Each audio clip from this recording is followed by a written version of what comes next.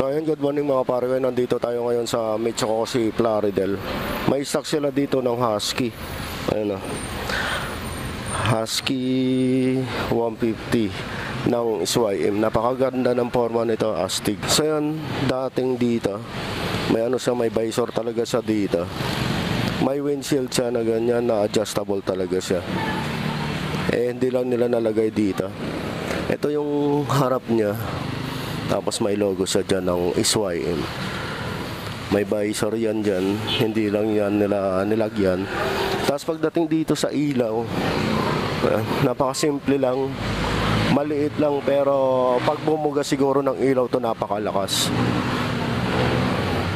Daytime running light nandito lang. Ito yung headlight niya, napakaganda ng tingnan. Ayan. LED na rin yung headlight niyan mga pare. Ay, halos LED na rin pagdating dito. Ayan, LED siya. Dito sa harap may logo siya na SYM. Ayan. Tapos dito sa gilid naka Euro 4. May logo siya. Nandyan yung signal light. Ito yung signal light nyo mga pare ko. Ayan. Pati dito andyan pa rin yung signal light. So pagdating dito sa baba mga pare, ayan, maganda yung shock niya, may cover kasi yung shock.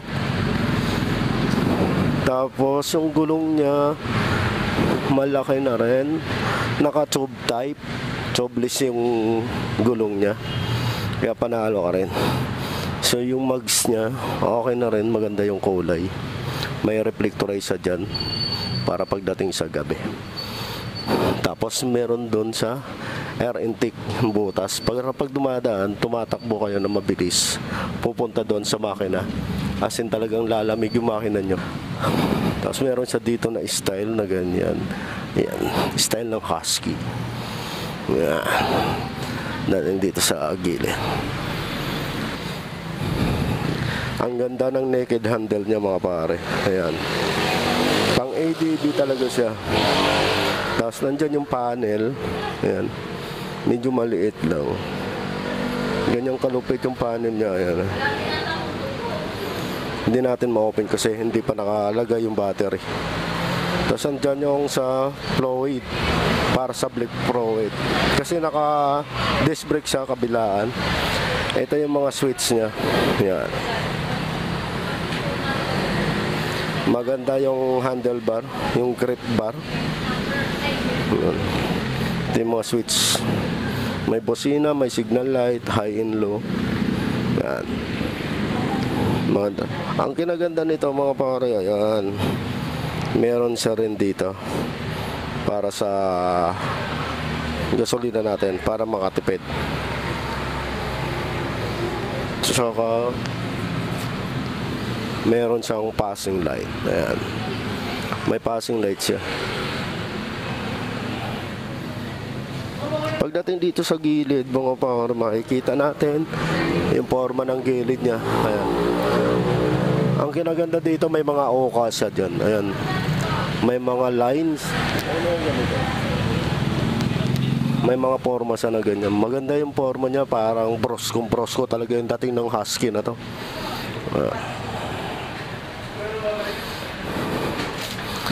Ayan, pang ADB talaga pagdating dito sa gilid. Andyan yung lagayan ng tangke. Ayan, bubuksan yan. Tapos pagdating dito, nakakilis na rin siya. Tsaka na yan dyan yung charger. May charger na isa dito.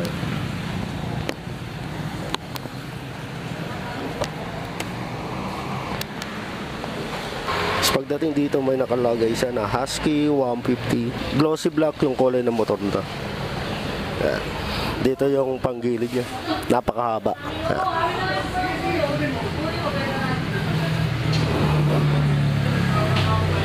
Tsaka ang kinaganda nito mga pare, ito lang, andun yung shock.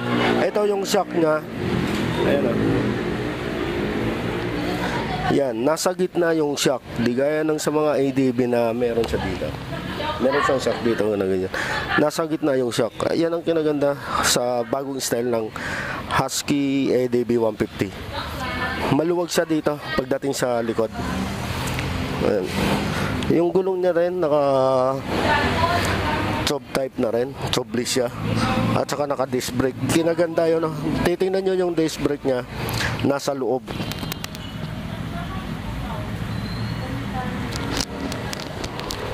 Siguradong kakapit kasi naka disc brake siya. So mags nito, di natin makita. Tingnan natin.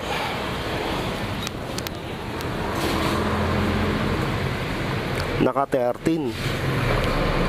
120/70 by 13 yung sa gulong. Dito sa gilid, ganun din. Ayan, may nakalagay na Husky 150. Tapos SYM. Ang ganda ng potris, oh. Ganda ng apakan ng backride natin.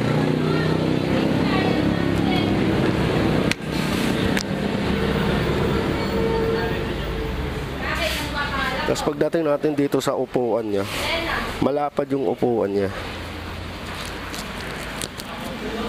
Malambot, maganda. Tapos maganda para sa backride natin. Ayan. Yung kinaganda niya. Tapos dito may logo sa na SYM. Nakakilis na rin siya mga pare. Ayan. Pagdating dito sa U-box niya, malaki, maluwag. Dito pala nakalagay yung battery.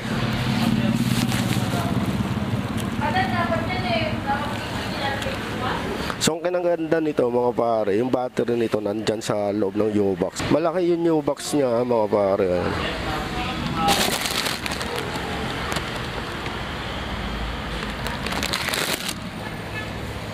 Malaki.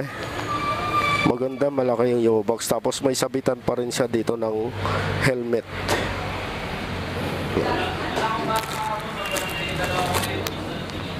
Kasi dito wala siyang sabitan. Pero pagdating dito sa upuan, may sabitan siya.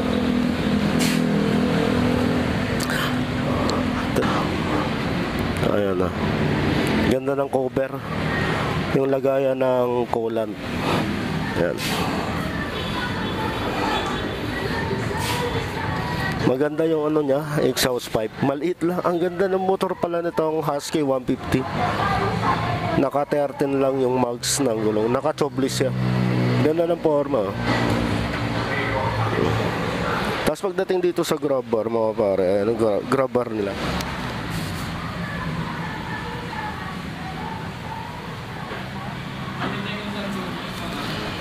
Tapos yung sa tail light, ayan. Ganda ng forma ng ilaw niya, sa brake light niya, sa tail light. Tapos yung sa plaka, ayun yung plaka. May ilaw din siya dyan.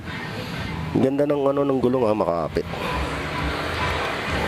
So ayan. Ito yung Husky 150 ng SYM mga pare. So ayan, ang price nito, ayan. Husky ADB 150. Down payment nila 25,000. 36, 6,121. 24 months, 8,043. 12 months, 13,807. Naka-rebate sila ng 300.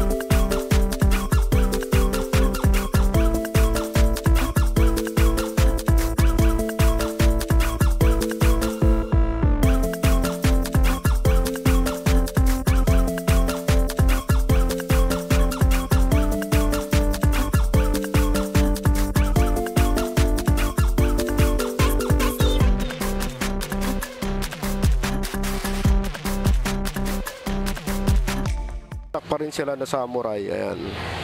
Yung Samurai nila, ayan, 88,900 yung cash ng Samurai. Down payment lang 5,000 lang. Samurai 155 yan. FI na rin yan. Yan ang kinaganda ng Yoro. Gawa ng Yoro to. Ito. Sa kabila yung SYM ng Husky.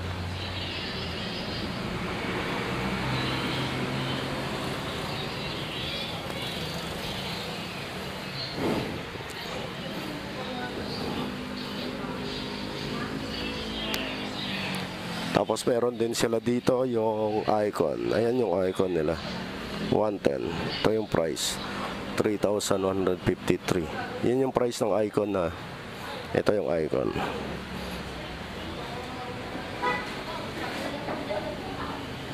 Ito naman yung Yoro Beperman. Ito yung price nila.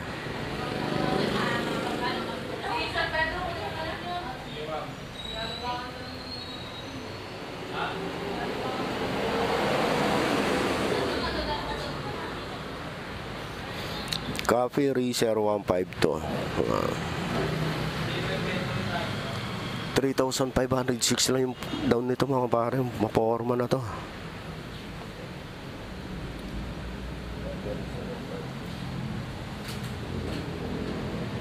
Tapos pagdating dito, andito yung mga second hand lang. Ayan. Meron sila dito AC 125.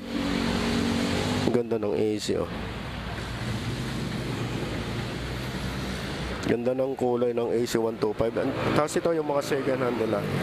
So ayun mga pare, nakita nyo yung ng SYM Husky 150 nila. Napakaganda ng forma. Tsaka nandyan na rin yung price. Pwede kayo pumunta dito sa Michoacán Floridel branch. May stock sila dito na isa. Eto, glossy black. Napakaganda ng forma. Lahat ng ilaw na to puro mga LED na rin mga pare.